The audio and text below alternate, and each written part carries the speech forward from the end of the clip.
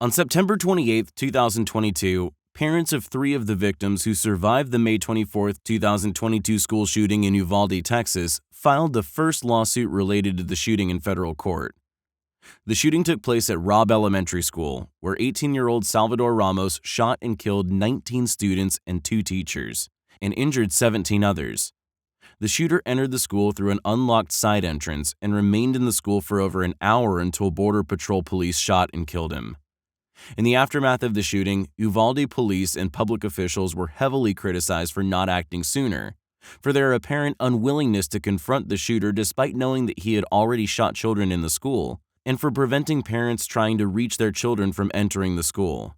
In July 2022, a Texas House of Representatives committee found that the slow response was the result of systemic failures and egregious poor decision-making by law enforcement, who failed to prioritize saving the lives of innocent victims over their own safety.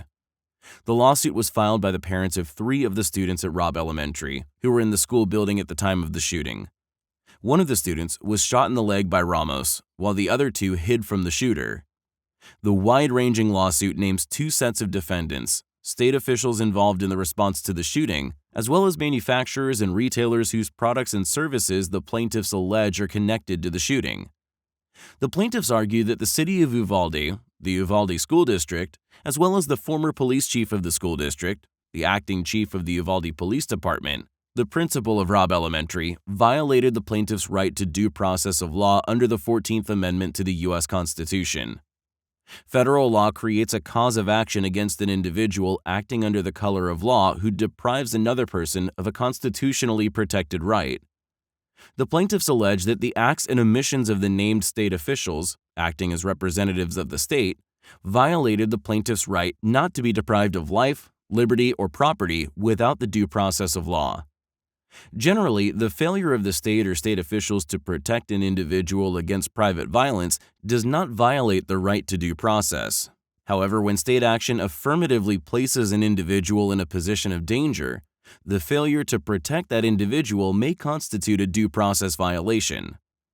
The plaintiffs contend that once the school district ordered a lockdown and prevented the plaintiffs from leaving the school, they assumed a duty of care over the plaintiffs.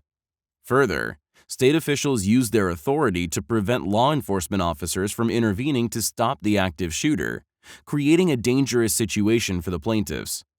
The conduct of the state officials prior to and during the shooting demonstrated a conscious indifference to federal and state law, as well as policies and procedures regarding school safety and preparing their schools, staff, and police for a shooter.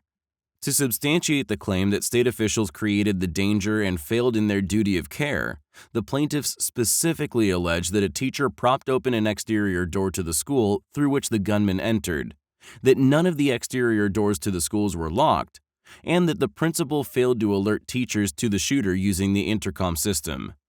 Additionally, the plaintiffs contend that the school district regularly failed to abide by security policies, such as always locking exterior doors and ensuring broken locks were repaired.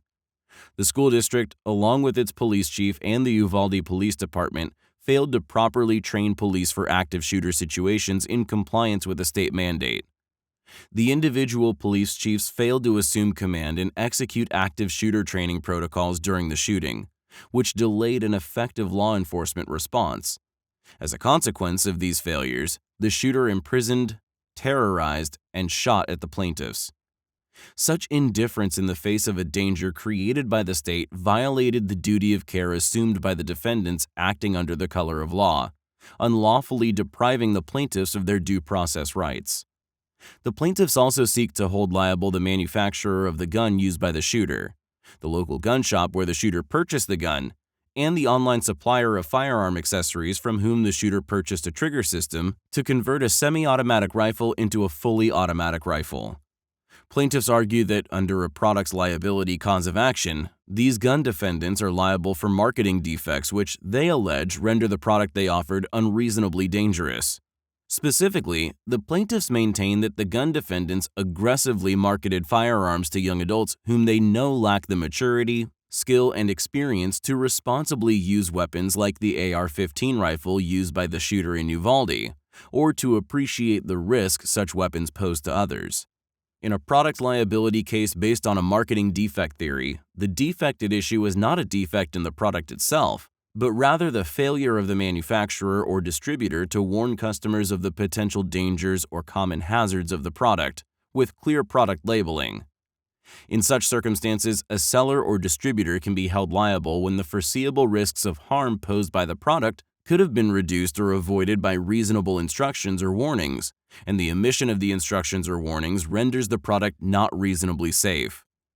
The plaintiffs note that the products offered for sale by the gun defendants fail to warn young adults of the necessity for adequate training and supervision when using the guns, or that use of guns by young adults in particular carries a high risk to oneself or others, specifically because of mood and behavior instability caused by developmental changes in young adults.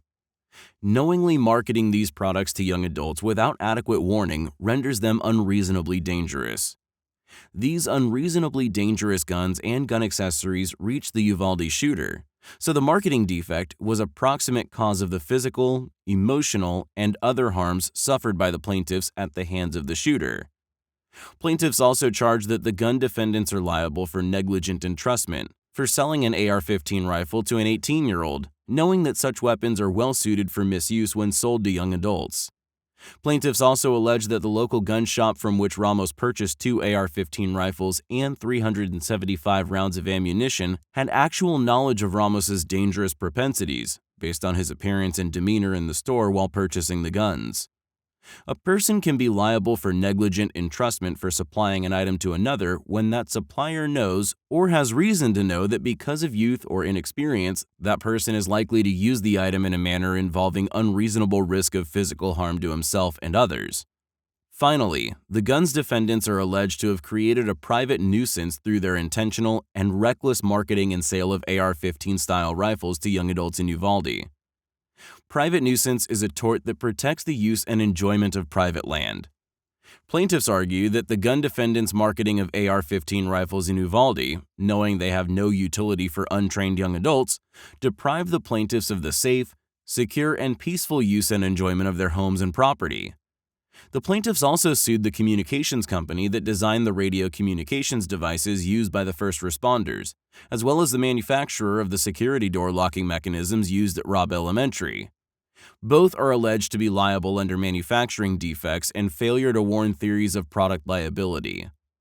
According to the plaintiffs, the communications devices failed to operate properly during the shooting incident, making it difficult for first responders to receive updated situational information.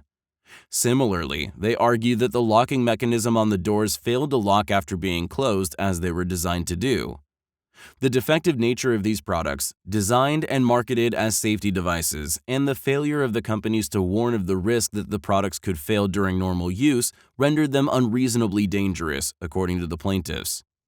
Finally, the plaintiffs seek to hold all the defendants liable for negligence and intentional infliction of emotional distress.